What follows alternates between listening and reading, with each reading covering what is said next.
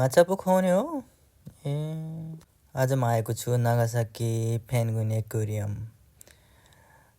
जहाँ चाहिँ यो हेर्न सकिन्छ पेन्गुइनको इभ्यालुएसन कसरी भएको थियो भने एउटा चाहिँ कोषबाट चाहिँ माछा आउँदै र मान्छे र विभिन्न जीव जन्तुहरू बनेको र त्यसमध्ये एउटा पेन्गुइन पनि रहेको भनेर चाहिँ बिच भागमा चाहिँ पेन्गुइनलाई देखाइएको छ होइन। त्यसपछि हामी भित्र छिरिसकेपछि यो देख्न सकिन्छ माछाहरू, जलचर जुन समुद्रमा पाइने जनावरहरू, र त्यहाँ एउटा यसो स्लो मोसनमा सर्ट भिडियो पनि खिचिदिएको छु मैले होइन। हेर्न सकिन्छ माछाहरूको चाल समुद्रभित्र कस्तो हुन्छ भनेर यो ठाउँमा प्रत्यक्ष रूपमा देख्न सकिन्छ।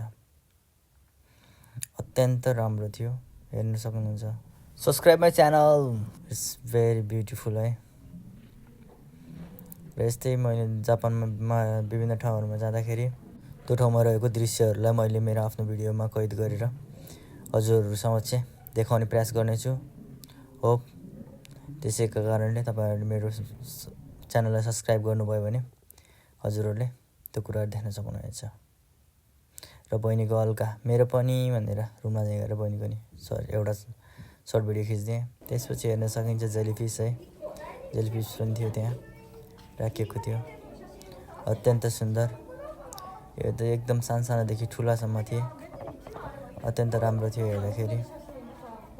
हेर्न सक्नुहुन्छ जापानिजहरू पनि धेरै नै आएका थिए, आज बिदाको दिन थियो त्यसैले थोरै बच्चाहरू पनि धेरै नै देख्न सकिन्छ यहाँ।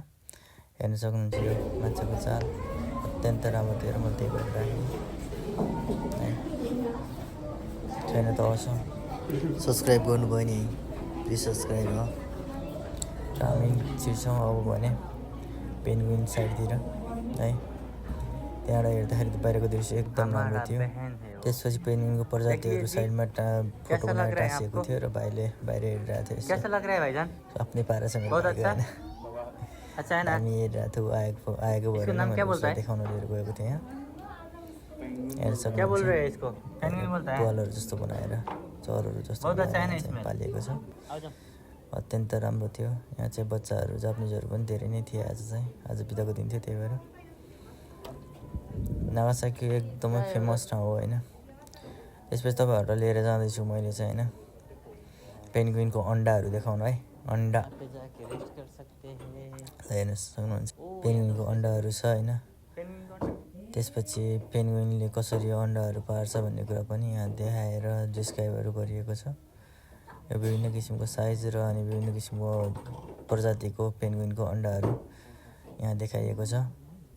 यसरी चाहिँ पेन्गुइनले फुलहरू पार्छ, अन्डाहरू पार्छ भनेर देखाएको छ। र यसपछि पेन्गुइनको अस्ति पञ्चर चाहिँ यस्तो किसिमको, शरीर चाहिँ यस्तो किसिमको बनावटको हुन्छ भनेर ठुलोदेखि साना पेन्गुइनहरूको चाहिँ प्रजातिअनुसार यसलाई चाहिँ यहाँ डिस्क्राइब गरिएको छ,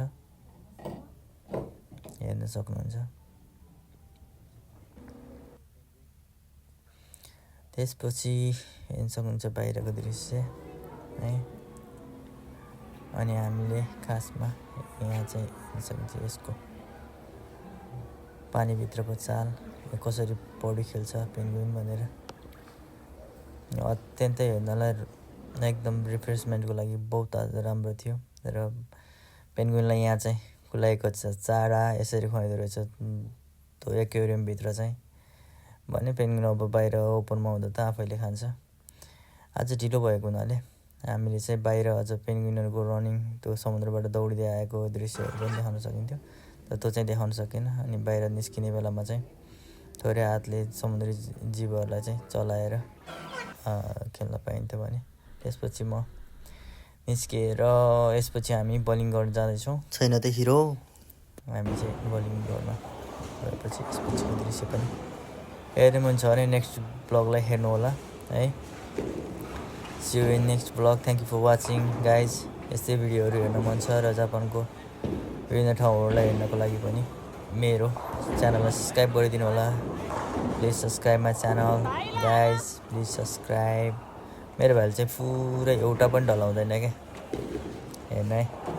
thank you for watching, thank you.